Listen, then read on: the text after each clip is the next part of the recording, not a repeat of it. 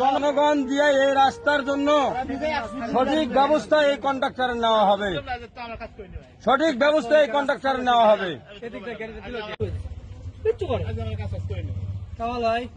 আমি ছাড়তে নিষেধ করে নি আর কন্ট্রাক্টরের নাম্বার চাইনি। আমি লোড করছি মহিমাগঞ্জ থেকে লোড করে আমি জয়পুরহাটে যাবো। ভুট্টা লোড করে আনছি গাড়িতে। আমি ওই গেটের ওখানে এসে গাড়িটা ব্রেক দিছি। ব্রেক দেওয়ার পরে অ্যাপেক্স গেটের সামনে ব্রেক দিছি। ব্রেক দেওয়ার পরে ওখানে একজন সিকিউরিটি, দুইজন সিকিউরিটি গার্ড ওখানে এক লোক ছিল, মানে ওই যে রশিটা দিয়ে আটকানো ছিল রাস্তা। আমি ব্যারিকেড ওখানে ব্রেক দিলাম।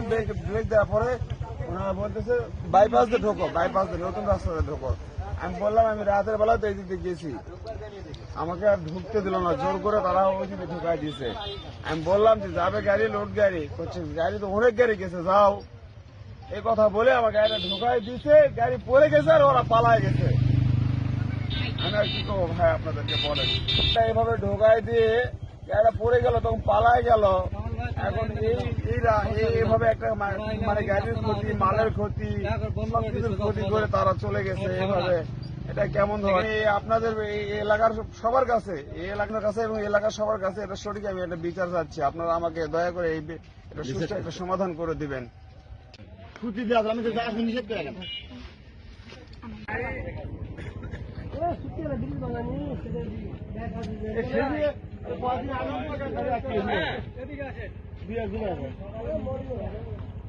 বিপদ কি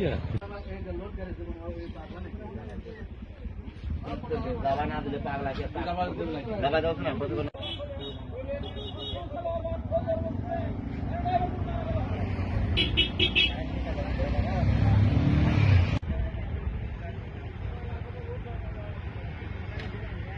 তো মোটরসাইকেল আছে।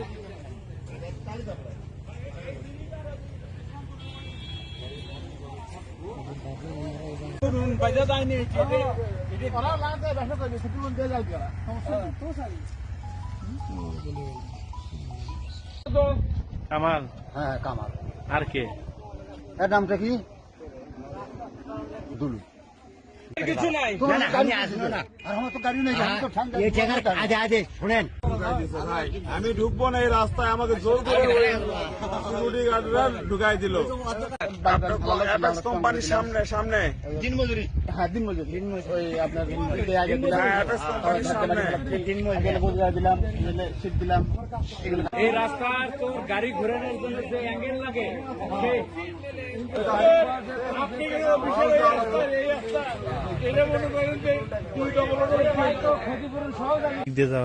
আমি তখন আসলামই না। হ্যাঁ, আমি যদি আসলামই না।